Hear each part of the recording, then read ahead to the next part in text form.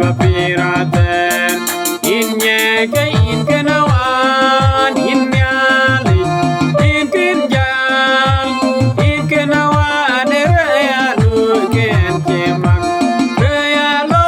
re de pa don nyali bingo kin po ke ai ade le de ben dia in nyali cha chol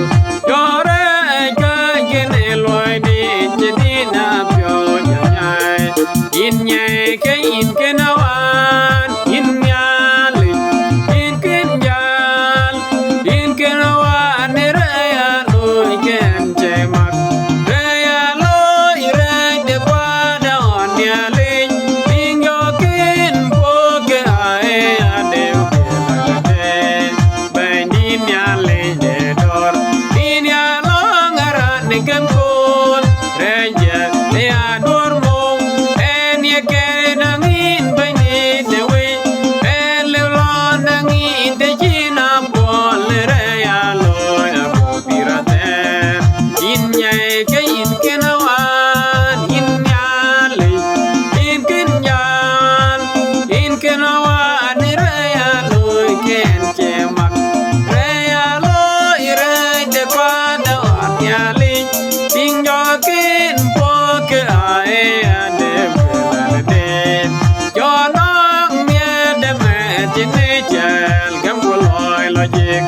in ke pir wala pyo panang pirate